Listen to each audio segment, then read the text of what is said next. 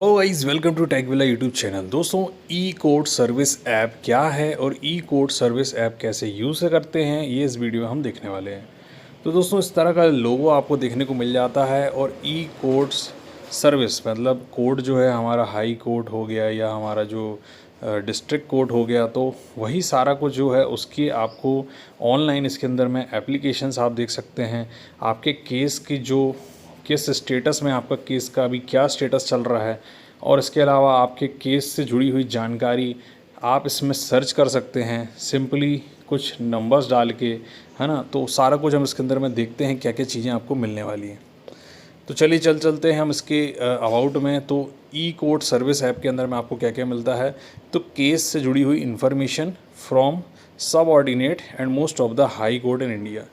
तो high court of India जो है उससे, और इसके अलावा जो उसके सब ऑर्डिनेट्स हैं जैसे कि डिस्ट्रिक्ट कोर्ट हो गया या अन्य चीज़ें, उनसे रिलेटेड आप यहाँ पे उनकी अपनी केस की जानकारी या किसी अन्य केस की जानकारी आप इसमें सर्च कर सकते हैं। उसके लिए आपके पास में कुछ उसके जो हैं नंबर्स, केस नंबर वगैरह या पार्टी नेम हो गया या बहुत सारे डिफरेंट चीज़ों से आप उनको सर्च कर सकते हैं। तो यहाँ पे देखेंगे कि app provide information related case filed हो चुका है जो सब ऑर्डिनेट कोर्ट्स में या most of the high court में आपको देखने को मिल जाता है। इसके अलावा एक्सक्लूसिवली आप इसके अंदर में डिस्ट्रिक्ट कोर्ट, हाई कोर्ट या दोनों के आप जो है केसेस देख सकते हैं। और सिंपली आप इसको जो है इसमें कुछ आपको ऐप की सेटिंग चेंज करनी होती है, उससे जाके आप इसमें चेक कर सकते हैं। आप इसमें किस किस चीज़ से सर्च कर सकते हैं, तो जैसे कि सर पे दिया है कि आप इस सर पे CNR नंबर, केस स्टेटस, है ना, case list, calendar and my cases में जाके आप जो है इसमें अपने केसेस को सर्च कर सकते हैं, डिफरेंट सर्विस। तो ये सारा कुछ आप इसके अंदर में दोस्तों कर सकते हैं। इसका डिस्क्रिप्शन आप जाके ध्यान से पढ़ लीजिएगा।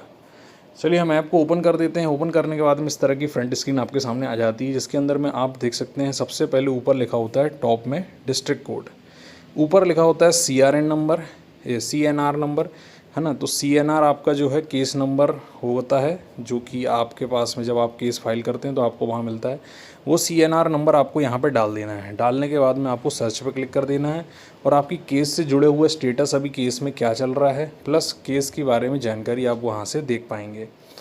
ऊपर आप देख सकते हैं केस स्टेटस वाला एक ऑप्शन है। केस स्टेटस वाले ऑप्शन में आप यहाँ पे अपना पहले तो स्टेट सेलेक्ट कर सकते हैं, जैसे कि आपका यहाँ पे कौन सा स्टेट है वो आप यहाँ पे सेलेक्ट कर लीजिए, है ना। करने के बाद में आपको यहाँ पे डिस्ट्रिक्ट अपनी सेलेक्ट कर लीजिए, आप किस डिस्ट्रिक्ट से हैं, है ना। तो आप जिस डिस्ट्रिक्ट से हैं, जैसे मान लीजिए भोपाल से हैं या जबलपुर से हैं या इंदौर से हैं, तो वो सिलेक्ट कर लीजिए।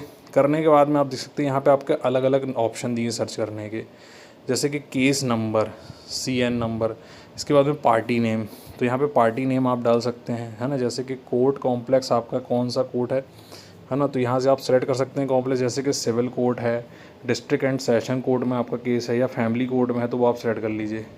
करने के बाद में आपका जो है पिटिशनर या रिस्पोंडेंट का नाम क्या है, पार्टी नेम क्या है, तो आप यहाँ पे उसको डाल सकते हैं। इसके बाद में रजिस्ट्रेशन ईयर क्या है, कौन सा रजिस्ट्रेशन ईयर आपका था, मान लीजिए 2020 था, 2024 था, जो भी था, और उसका नाम क्या है ना, वो आप यहाँ पे सर्च कर लीजिए, है ना। जो भी आप जानना चाहते हैं उससे रिलेटेड, मान लीजिए मैंने एक नेम यहाँ डाल दिया।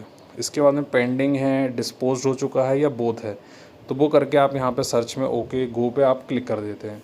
अगर आपने यहाँ पे कोई भी जानकारी गलत डाली तो आपको बताएगा search by party name case status आपको यहाँ पे नहीं दिख रहा है। तो आपको प्रॉपर चीज़ें डालनी हैं और डालने के बाद में आप इसको सर्च कर पाएंगे। चलिए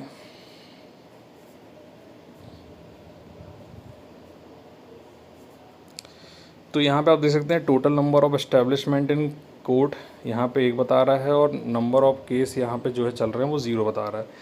तो पार्टी नेम से, फाइलिंग नंबर से भी आप यहाँ पे सर्च कर सकते हैं, स्टेटस देख सकते हैं, है ना। FIR नंबर से भी यहाँ पे सर्च कर सकते हैं आप।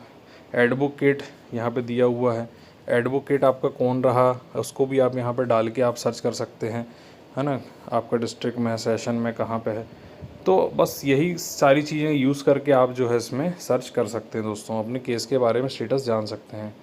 इसके बाद में यहाँ पे कॉज लिस्ट का ऑप्शन दिया हुआ है, तो कॉज लिस्ट में आप यहाँ पे जो है इसको भी आप सर्च कर सकते हैं। यहाँ पे कोर्ट नेम का आप यहाँ पे सर्च करना चाहते हैं तो कोर्ट नेम अपना डाल दीजिए, कोर्ट नेम कौन सा है, और कॉज लिस्ट जहाँ पे जो है आपकी कौन सी कॉज लिस्ट रही है है ना, तो वो भी आप यहाँ पे सर्च कर सकते हैं दोस्तों, क्रिमिनल सिविल क्या है आपका। इसके बाद माई केसेस वाला ऑप्शन है दोस्तों। माई केसेस वाले ऑप्शन में आपको जो है आपके खुद के जो केसेस हैं, जो भी आप वहाँ देख लेते हैं, है ना, ढूंढ लेते हैं, वो केसेस आप अपने डाल सकते हैं माई केसेस के अंदर में, और उनको वहाँ से जाके आप देख कर सकते हैं। अभी दोस्तों आप देख सकते हैं कि ये जो हमारा चल रहा है अब, ये डिस्ट्रिक्ट कोर्ट के लिए चल रहा है। अगर आप चाहते हैं कि डिस्ट्रिक्ट कोर्ट के अलावा इसको आप हाई कोर्ट में कन्वर्ट करना चाहते हैं, तो ऊपर 3 लाइन दिख रही होंगी लेफ़्ट साइड में आपको, ऊपर पर उस पर क्लिक करिए। करने के बाद में यहाँ पे सेटिंग वाला ऑप्शन आता है, उस पर जाइए। जाने के बाद में यहाँ पे फिलहाल डिस्ट्रिक्ट कोर्ट है, आप इसको हाई कोर्ट में कन्वर्ट कर सकते हैं और ओके पे क्लिक कर दीजिए।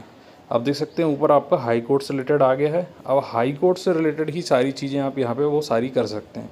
अगर आप चाहते हैं कि हाई कोर्ट और डिस्ट्रिक्ट कोर्ट दोनों की चीज़ें आप इसमें सर्च कर रहे हैं या स्टेटस जानना चाह रहे हैं, तो वहीं सेम जगह जाके आपको सेटिंग में जाके इसको बोथ कर दीजिए। बोथ करने से आपका जो है दोनों हाई कोर्ट और डिस्ट्रिक्ट कोर्ट दोनों के ही केस आप इसके अंदर में सर्च कर पाएंगे, स्टेटस जान पाएंगे।